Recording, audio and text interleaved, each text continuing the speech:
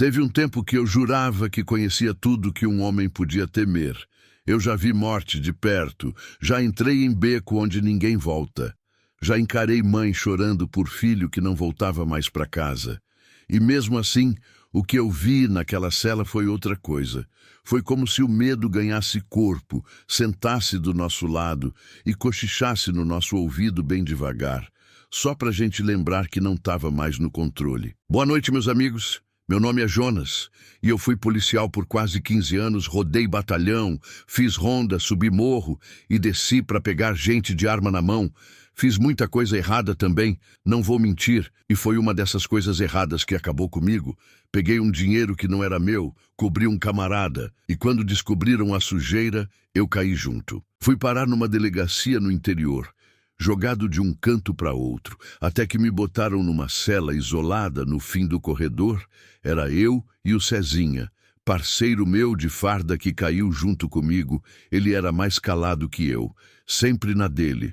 Mas naquela situação, a gente só tinha um ao outro. A cela era pequena demais para a cabeça da gente caber ali. Não tinha janela. Só uma grade grossa na porta e uma luz fraca no teto que piscava o tempo todo. Parecia que ia apagar de vez qualquer hora. O colchão era tão fino que deitava no chão e sentia os ferros da estrutura. E o banheiro era só um buraco no canto, coberto por uma parede rachada. Na primeira noite, a gente só ficou em silêncio, tentando entender o que ia acontecer dali para frente. Eu encostado na parede com a cabeça pesada de arrependimento. E o Cezinha do outro lado, encarando o chão como se buscasse uma saída ali mesmo, sem falar muito. Ele estava sentindo o mesmo peso. Foi perto das 2 da manhã que escutamos os primeiros passos. Não era barulho de carcereiro, nem de outro preso. Era como se alguém arrastasse os pés bem devagar pelo corredor. A gente achou que fosse impressão, mas os passos pararam bem na frente da nossa cela. E aí veio o silêncio, daqueles que incomodam. Não vimos ninguém, mas a sensação de estar sendo observado ficou tão forte que eu levantei e fui até a grade, olhei para os 2 lados do corredor e tudo vazio. Só que a luz lá de fora tremia igual a nossa, como se algo passasse por baixo dela e tirasse o brilho por um segundo. Na segunda noite, o Cezinha não quis apagar a luz, tentou ficar acordado até tarde, mas o cansaço venceu. Quando o olho dele fechou, o meu ainda ficou aberto, e aí aconteceu. Eu escutei o barulho da grade mexendo do lado de fora, só que ela não abriu. Era como se alguém segurasse e tremesse devagar, sem fazer força, mas com raiva. Eu fui até lá de novo, com o coração saindo pela boca, e só vi o escuro do corredor e a lâmpada balançando sozinha, para um lado e para o outro, como se o ar ali dentro estivesse pesado demais para ela aguentar. Quando voltei para o canto, o Cezinha estava de olhos abertos, mas vidrados, como se tivesse acordado de um pesadelo e ainda estivesse dentro dele. Ele me perguntou sussurrando se eu tinha escutado também. Eu só balancei a cabeça e ele encostou o rosto no joelho, como quem não quer mais saber. Na terceira noite foi pior. A gente escutou vozes vindo do canto da cela, como se tivesse alguém ali dentro, falando com raiva, mas não dava para entender as palavras. Era como se falassem em outro tom, em outro tempo, como uma gravação antiga mal reproduzida. O som vinha de dentro da parede, e a parede tremia, como se fosse o peito de alguém respirando com raiva. Cezinha tentou bater na grade e chamar alguém, mas ninguém respondeu. O corredor ficou mais escuro ainda, como se a própria luz tivesse medo de iluminar aquilo. Naquela hora, eu comecei a entender que aquilo ali não era só castigo. Era como se a cela guardasse memória, como se cada grito, cada súplica, cada morte acontecida ali ainda vivesse dentro das paredes e tivesse virado presença. O Cezinha falou baixo que aquela cela já tinha sido interditada há anos e que só colocaram a gente ali porque não tinha outro canto. Ele soube disso por um carcereiro que soltou sem querer que naquele lugar já tinham acontecido mortes estranhas, que um preso se enforcou usando a própria roupa, e outro arrancou as unhas, dizendo que precisava sentir dor para calar o que escutava. A partir daquele dia, a gente parou de dormir. A gente apenas se encostava e ficava esperando o que vinha a cada madrugada, como se a cela decidisse o que mostrar, como se fosse um bicho grande respirando em volta, e a gente dentro dele. Cezinha começou a escrever no chão com o dedo. Nomes que ele dizia que escutava à noite, nomes que não eram nossos, nomes que pareciam pedidos, nomes que pareciam xingamento. E quando a gente apagava, eles apareciam de novo, como se fossem desenhados por dentro do cimento. Uma noite, ele acordou com as mãos sujas de sangue, o próprio sangue do nariz que sangrou sem parar por uns 5 minutos e escorria até o canto da cela. Eu tentei limpar, mas a parede manchou e a mancha não saiu mais. Na manhã seguinte, o carcereiro olhou para a cela e disse baixinho que a gente estava ficando igual aos outros que já passaram por ali e que era melhor tentar dormir de tarde, porque de noite ninguém mandava naquele pedaço. Depois daquela terceira noite, a gente já não conversava direito. Só trocava o olhar de canto e evitava falar em voz alta. Era como se tudo dentro daquela cela escutasse e devolvesse de madrugada. O Cezinha começou a ficar mais quieto ainda. Passava boa parte do tempo com a cabeça baixa, escrevendo com o dedo na parede, e às vezes no chão. Ele rabiscava nomes que ninguém entendia, nomes que pareciam vir de outro tempo. E eu comecei a notar que toda vez que ele escrevia, o mesmo nome voltava a aparecer, mesmo quando apagado com água e sabão. Na noite seguinte foi a vez de eu sentir algo diferente. Deitei no colchão fino tentando cochilar e senti como se alguém se encostasse atrás de mim. Não era vento, não era barulho, era só um peso leve, como se uma pessoa estivesse deitada do meu lado. E quando me virei rápido, não tinha ninguém, mas o colchão ainda estava afundado, como se alguém tivesse acabado de levantar. Eu me levantei num pulo e encostei na parede gelada, olhando para o Cezinha, que já estava me encarando do outro lado da cela, com os olhos arregalados como se tivesse visto o mesmo. Ele só balançou a cabeça devagar e voltou a escrever. Aquilo foi me deixando doido por dentro. A vontade era de gritar, mas nem isso eu tinha coragem de fazer mais. Na quinta noite, a coisa piorou.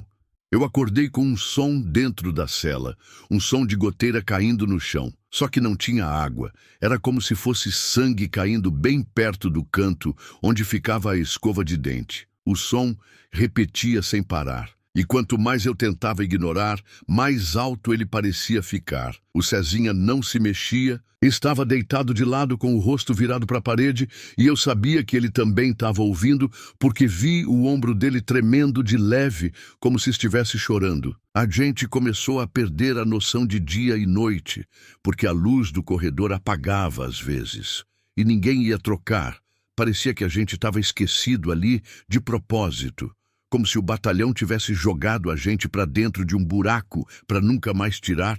E esse esquecimento foi deixando a cela ainda mais estranha, como se ela se aproveitasse disso para ganhar força. Cezinha parou de comer direito, deixava a marmita esfriar no canto e só mexia nela quando eu insistia. Ele dizia que o cheiro da comida estava diferente, que tinha gosto de terra molhada, e eu tentei não ligar no começo, mas quando fui comer, senti o mesmo gosto amargo na boca, como se a comida tivesse ficado velha do nada, mesmo tendo sido entregue há pouco. A cela começou a mudar por dentro. Eu juro por tudo que aquela parede do fundo estava mais escura, como se tivesse umidade ou alguma coisa grudada. E uma noite eu encostei ali sem querer, e meu braço ficou com um cheiro forte de ferrugem. Igual quando a gente limpa a arma velha, aquilo não saiu nem com água. As vozes voltaram, dessa vez mais próximas. Não era mais murmúrio distante, era sussurro no ouvido. E eu sentia o calor da respiração no pescoço. Mas quando virava, não via nada. Cezinha começou a falar dormindo, coisa que nunca fez. Falava nomes, falava números, falava como se estivesse atendendo rádio de patrulha, só que a voz dele mudava, ficava mais fina, mais lenta, como se outra pessoa tivesse usando a boca dele para conversar. Uma madrugada eu vi o Cezinha de pé no canto da cela, de frente para a parede, como se estivesse de castigo, e ele estava falando baixinho com alguém que eu não via.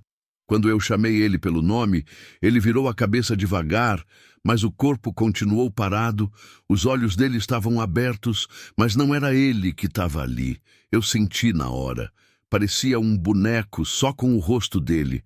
E a voz que respondeu não era a dele, era uma voz rouca que disse só uma frase curta: "Essa cela não é tua." Depois disso, ele caiu no chão, desmaiado, e ficou tremendo por uns minutos. Eu segurei ele com força, botei a cabeça dele no meu colo e esperei passar. Ele acordou suado, dizendo que tinha sonhado com um homem de farda cortada, com sangue no rosto e sem olhos, que ficava parado no canto da cela, perguntando se ele queria sair dali. Foi aí que eu percebi que aquele lugar não era uma cela normal, não era só um castigo físico, era como se fosse uma armadilha da alma, como se tudo ali fosse feito para quebrar por dentro primeiro. Eu comecei a rezar baixo, coisa que nem fazia mais. E toda vez que eu falava o nome de Deus, a luz piscava 3 vezes seguidas. Na 8ª noite a voz voltou, agora dentro da cela, atrás da parede, e dizia meu nome com calma, como se me conhecesse, como se soubesse da minha infância, da minha vida, dos erros que eu cometi. Era uma voz que não queria só assustar. Ela queria entrar em mim, queria me virar do avesso, mostrar tudo que eu queria esquecer. O Cezinha começou a rabiscar símbolos no chão, com a tampa da marmita. Coisas que pareciam letras, mas não formavam palavra nenhuma. E quanto mais ele escrevia, mais a cela parecia pulsar, como se tivesse viva, como se sentisse o que ele fazia. Foi aí que eu decidi sair dali. Não importava como. Eu sabia que se ficasse mais uma noite, eu não ia sair vivo. Ou pior, ia sair, mas não sendo mais eu. A noite que antecedeu nossa transferência foi a mais longa de todas. Eu não sabia ainda que seria a última naquele lugar, mas alguma coisa dentro de mim parecia sentir que alguma coisa estava por mudar. O Cezinha estava encostado na parede, suando frio e com os olhos perdidos, e eu já não tentava mais conversar porque cada palavra parecia atrair mais coisa estranha para dentro da cela. Eu passei o tempo todo sentado na quina da parede, olhando para a luz do teto que piscava de 3 em 3 segundos e escutando de novo aquela voz distante chamando meu nome. Ela vinha como eco de dentro da própria parede, como se a cela tivesse decorado minha história e me repetisse só para eu não esquecer quem eu era e o que eu tinha feito. Na madrugada, a grade tremeu sozinha 2 vezes. Não foi vento, não foi corrente de ar, foi como se alguém tivesse colocado a mão e balançando só para lembrar que ainda estava ali do lado de fora. E mesmo sabendo que o corredor estava vazio, eu não levantei para conferir. Eu já tinha aprendido que naquela cela nem tudo que se escutava valia a pena ser visto. A luz se apagou por completo quando faltava pouco para amanhecer, e nessa hora o Cezinha começou a repetir uma frase baixinho. Ele dizia que não queria sair pela metade, não queria deixar a alma ali dentro. Ele dizia isso e apertava os dedos contra o peito, como se estivesse tentando segurar alguma coisa que queria escapar. O tempo passou e a luz do corredor voltou de repente, sem estalo, só clareando tudo de uma vez, como se alguém tivesse lembrado que a gente ainda estava ali, e minutos depois, o barulho da chave na tranca chegou abafado, mas parecia música para os nossos ouvidos. Fazia dias que ninguém se aproximava daquela porta sem ser para jogar comida. O carcereiro abriu devagar, com o rosto sério e com um envelope na mão. Disse que tinham decidido transferir a gente para outra delegacia, numa cidade próxima, que o juiz tinha dado despacho por medida de segurança.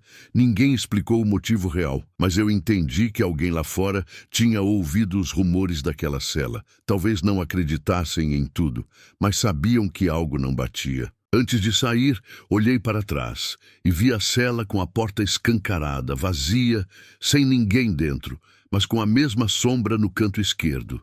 A sombra que eu já tinha visto algumas vezes, imóvel, olhando para a gente. como se esperasse a próxima pessoa. Entramos no camburão sem dizer nada, só o barulho do motor e os olhos do Cezinha olhando para frente como se ainda estivessem presos lá dentro. E eu entendi na hora que a cela tinha deixado uma marca na gente que não ia sair tão cedo. A nova delegacia era mais iluminada, as celas tinham grades novas e gente falando o tempo todo. Era outro clima, mas mesmo assim, a primeira noite eu não consegui dormir. Cada barulho no corredor me fazia voltar no tempo. E toda vez que fechava os olhos, via aquela parede rachada, o chão sujo de sangue do nariz do Cezinha e a luz piscando em cima da minha cabeça. Aos poucos a gente foi se adaptando. Cada um ficou em uma cela separada. E por incrível que pareça, isso ajudou. Eu comecei a escrever, a anotar o que sentia, o que lembrava. E isso me dava uma certa calma. Já o Cezinha continuava calado, mas pelo menos voltou a comer e a dormir algumas noites sem tremer. A liberdade veio meses depois, com o processo arquivado por falta de provas e pela boa conduta que mostramos. Ninguém mais quis falar da cela antiga, o batalhão nunca comentou, e soube por outro preso que ela foi trancada de vez, que jogaram cimento na entrada e colocaram um armário na frente, como se nunca tivesse existido. Depois de solto, eu tentei voltar para a vida normal, mas não era tão fácil assim. A noite ainda era difícil, e todo lugar escuro me lembrava daquela cela, dos sussurros, do colchão afundando sozinho, das palavras que ninguém ensinou, mas o Cezinha escrevia com o dedo. Hoje eu moro longe dali. Não uso mais farda, não carrego mais arma. Só o silêncio de quem viu demais, ouviu demais e sobreviveu a um lugar onde muitos saíram só com o corpo, mas a mente ficou. E às vezes, quando o silêncio da madrugada é muito forte, eu ainda escuto alguém chamando meu nome. Não sei se aquilo tudo foi castigo, ou se foi só o reflexo do que eu me tornei. Só sei que tem celas que foram feitas para prender mais do que o corpo. Elas prendem lembrança, e quando você sai, não sai sozinho, sai carregando um pedaço do que viu, um pedaço que não solta mais. E se você aí que está ouvindo esse relato conhece alguém que passou por uma cela escura demais, isolada demais, pergunta para essa pessoa se ela dorme bem, pergunta se ela escuta sussurro de madrugada, porque nem toda cela fecha com chave. Tem umas que ficam abertas só para quem já entrou saber que nunca saiu completamente. Antes de seguirmos para o próximo relato, já confira se você está inscrito aqui no canal e já ativa o sininho para não perder os próximos relatos aqui. Saiba que sua presença é muito importante para nosso canal. Agora vamos continuar. Tem lugar que parece quieto demais, para ser só silêncio. Lugar que cheira a abandono mesmo com gente morando dentro. O tipo de lugar onde a madeira parece respirar sozinha, onde a parede soa como se escondesse um gemido velho, esquecido no tempo. Foi nesse tipo de canto que eu e minha mulher fomos parar depois que a vida virou do avesso. Boa noite, meus amigos. Meu nome é Agenor, tenho 43 anos e sou eletricista de profissão, ou pelo menos era, porque a última obra onde trabalhei terminou mal demais. Fui mandado embora por justa causa, depois de uma briga com o encarregado. Me acusaram de roubo e, mesmo sabendo que não era verdade, ninguém me ouviu, nem quiseram saber da minha versão. Voltei para casa naquele dia com os olhos queimando de vergonha. Minha mulher me esperando com arroz no fogo e um café na garrafa, sem imaginar que aquela seria a última refeição feita naquela casa. 2 dias depois, a dona do aluguel mandou tirar nossas coisas, sem choro nem vela. Botamos o que deu dentro de uma sacola e o resto ficou para trás, como se nossa história ali nunca tivesse existido. Ficamos 3 dias dormindo onde dava. Praça, rodoviária, debaixo de uma marquise na frente de uma funerária que nem se usava mais. Foi ali que um homem chamado Silvério nos encontrou. Ele era dono de um depósito de madeira nos arredores da cidade e disse que estava precisando de alguém para vigiar o lugar de noite, que o último funcionário tinha ido embora sem avisar, e que se eu topasse, ele deixava a gente ficar por uns 2 meses num quartinho nos fundos. Na hora eu aceitei. Nem pensei 2 vezes, só queria um teto e um canto para minha mulher deitar sem medo. Mas assim que botei os pés naquele depósito, senti um negócio estranho no ar. Não era cheiro, nem som. Era o jeito que o lugar parecia parado, como se o tempo ali tivesse esquecido de passar. O depósito era grande, cheio de fileiras de madeira empilhada até perto do teto, algumas cobertas com lona preta, outras expostas, tudo com cheiro de serragem velha e coisa guardada por tempo demais. O quartinho que ele ofereceu era atrás da última pilha. Uma porta de ferro com trinco por dentro e uma janelinha pequena que mais parecia um buraco mal tapado. Dentro só cabia a cama e uma prateleira enferrujada. Uma lâmpada pendurada num fio torto iluminava mal o chão, e do lado de fora dava para ouvir o som das madeiras estalando como se alguém pisasse por cima, mesmo sem ninguém no depósito além de mim. Na primeira noite, eu até pensei que fosse coisa da minha cabeça, cansaço, nervoso, fome, tudo misturado. Mas minha mulher me acordou 2 vezes dizendo que tinha ouvido passos perto da porta, e quando levantei para olhar, não tinha nada, só o barulho das toras de madeira se ajustando sozinhas no escuro. A segunda noite foi pior, porque eu comecei a ouvir batidas secas vindo da parte de cima das pilhas, como se alguém tivesse jogando pedra de cima para baixo. Mas quando acendi a lanterna e fui conferir, não achei nada caído, só uma marca funda na tábua de cima, como se tivesse uma mão prensada ali, só que nenhuma mão era daquele tamanho. Minha mulher ficou assustada. Disse que achava melhor a gente sair dali, que ela não conseguia dormir, que sentia alguém observando o tempo todo. Mas eu insisti para ela aguentar mais um pouco, que ia dar certo, que logo a gente ia juntar um trocado e procurar outro lugar. Na terceira noite o barulho mudou. Parecia coisa sendo arrastada no chão, como se uma cadeira de ferro passasse de um lado para o outro do depósito, bem devagar, arranhando o concreto de um jeito que fazia o coração acelerar sem aviso. O pior é que toda vez que eu acendia a luz, não via nada fora do lugar, mas quando apagava, o barulho voltava do mesmo jeito. Foi ali que comecei a notar uma sombra no canto esquerdo do depósito, uma sombra que não mudava de lugar, mesmo quando tudo ao redor clareava, parecia desenhada no chão, só que sem forma definida, como se estivesse grudada ali esperando algo ou alguém. No quarto dia fui falar com o Silvério. Perguntei se tinha acontecido alguma coisa naquele lugar. Ele me olhou de canto e respondeu que não, mas com um jeito de quem estava escondendo alguma coisa.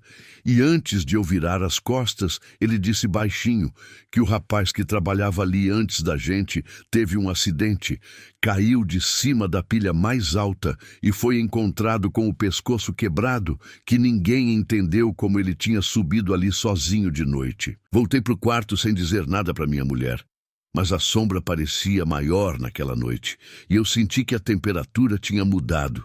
Não dava para explicar como, mas parecia mais pesado, mais fechado, como se o depósito inteiro tivesse prendendo o ar dentro só para fazer a gente escutar melhor os sons. Minha mulher me chamou de novo.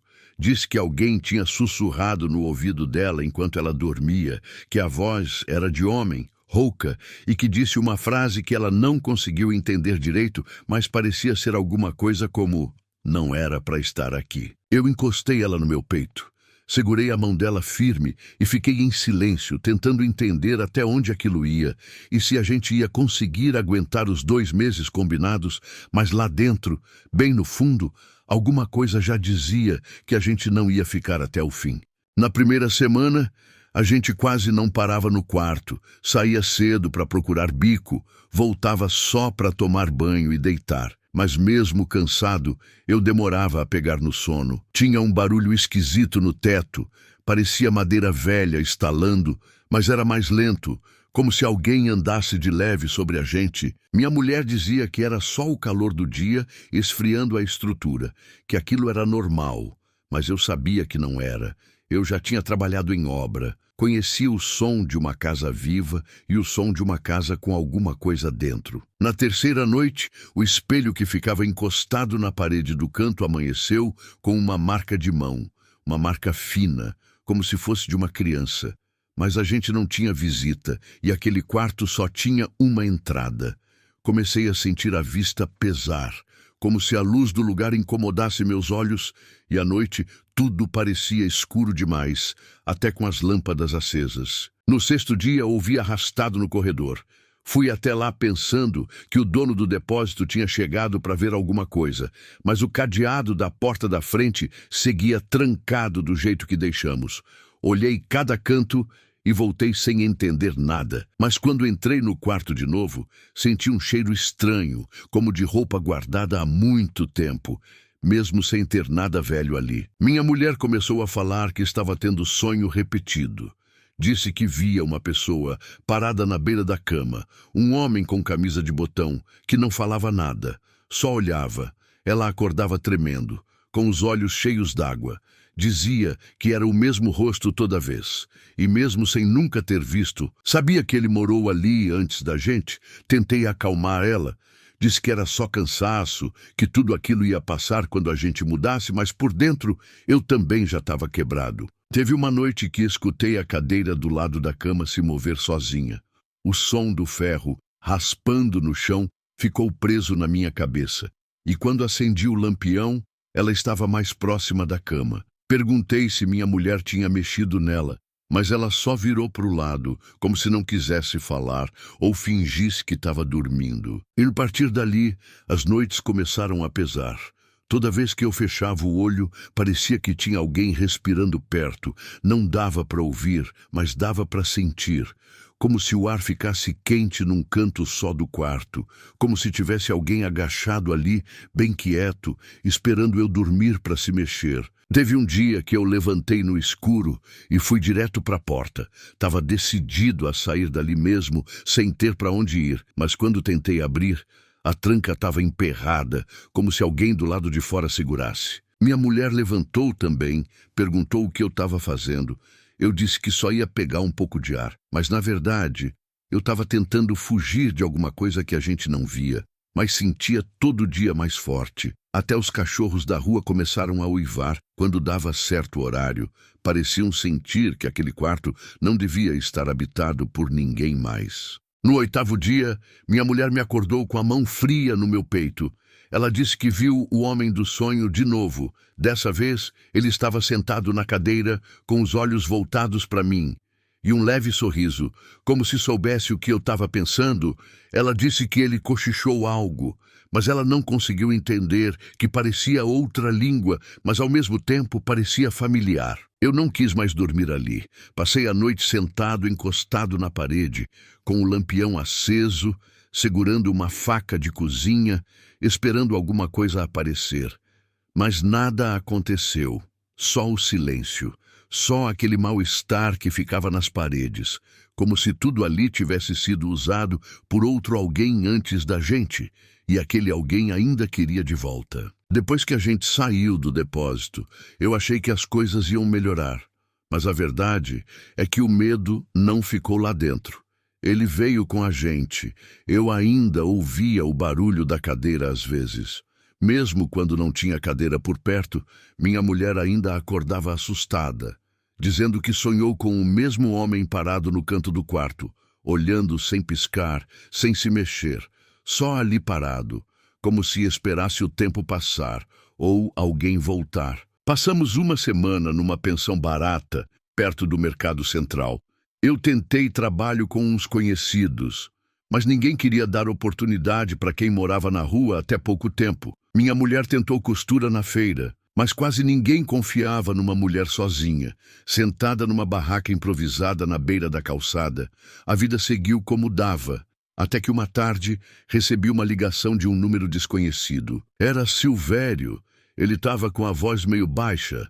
Falou que tinha uma proposta, que tinha um amigo, dono de um galpão numa cidade vizinha, que precisava de alguém para tomar conta e que pagava pouco, mas dava para morar no fundo. Tinha um quartinho de concreto mais limpo e com água encanada.